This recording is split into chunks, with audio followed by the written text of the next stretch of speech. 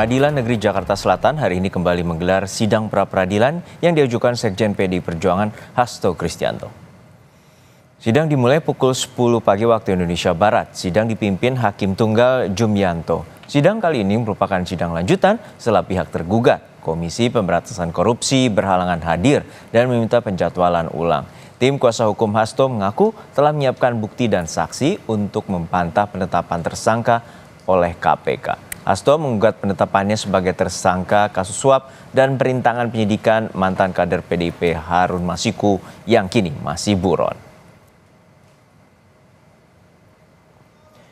KPK menetapkan Sekjen PDIP Hasto Kristianto sebagai tersangka pada 24 Desember 2024. Pada 6 Januari 2025, Hasto diperiksa pertama kalinya sebagai tersangka di KPK. Hasto pun menggugat penetapannya sebagai tersangka.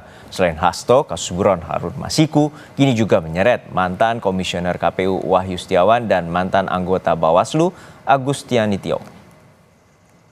Lalu bagaimana jalannya sidang pra-peradilan Sekjen PDIP Hasto Kristianto di Pengadilan Negeri Jakarta Selatan? Kita bergabung dengan jurnalis Kompas TV Fedriska Ananda dan juru kamera Ricky Sultana. Fedriska, untuk saat ini apa saja poin gugatan yang telah disampaikan oleh kuasa hukum Hasto Kristianto? Ya, Juno, sebetulnya ada beberapa poin yang menjadi catatan begitu ya, yang tadi kami juga sempat catat bahwa terkait dengan permohonan pra-peradilan dari pihak Hasto Kristianto yang tadi dibacakan oleh tim penasihat hukum Roni Talapesi, di mana sebetulnya yang tadi disampaikan oleh tim penasihat hukum adalah mereka menilai bahwa kasus penetapan ataupun terkait dengan penetapan Hasto sebagai tersangka atas dugaan suap yang dilakukan oleh Harun Masiku ini syarat dengan politis, karena diketahui bahwa belakangan ini Hasto juga sering begitu ya mengkritik pemerintah era Presiden Joko Widodo, sehingga mereka menilai kejadian-kejadian ini kemudian menjadikan Hasto sebagai tersangka. Kemudian selain itu mereka juga menilai bahwa penetapan Hasto ini dinilai terburu-buru setelah ditetapkannya ataupun dilantiknya ketua ataupun pimpinan KPK yang baru, sehingga mereka menilai bahwa penetapan Hasto sebagai tersangka ini dinilai minim ataupun kurang secara material, sehingga inilah yang kemudian coba dibuktikan oleh tim penasihat hukum Hasto Kristianto melalui sidang pra-peradilan yang saat ini masih berjalan di Pengadilan Negeri Jakarta Selatan. Karena kalau misalkan dari KPK sendiri juga mengatakan bahwa mereka sebetulnya sangat optimis terkait dengan pra-peradilan ini akan mereka menangkan, karena mereka mengatakan bahwa penetapan Hasto sebagai tersangka ini berdasarkan bukti baru yang telah ditemukan oleh KPK ketika kemudian terkait dengan pemeriksaan terhadap mantan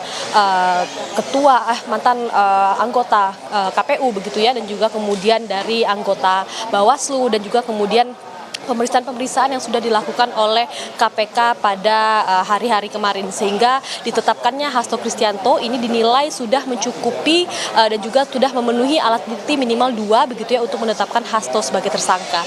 Adapun upaya pra-peradilan yang kemudian diajukan oleh pihak Hasto Kristianto ini sebetulnya dinilai oleh KPK sebetulnya adalah hak dari pihak termohon begitu ya, dalam hal ini pihak Hasto Kristianto, tanpa sebetulnya mengganggu ataupun proses penyidikan yang saat ini tengah berjalan di KPK. Adapun terkait dengan penahanan, juga bagaimana kemudian akan kedepannya berjalannya kasus ini, tentu ini adalah hak prerogatif dari penyidik KPK, sehingga penyidik sendiri nanti akan menilai secara material dan formil apakah Hasto ini sah ditetapkan sebagai tersangka atau tidak, dan juga apakah perlu dilakukan penahanan terhadap Hasto Kristianto. Juno. Baik, terima kasih atas laporan lengkap Anda, jurnalis Kompas TV Fedriska Ananda dari Pengadilan Negeri Jakarta Selatan.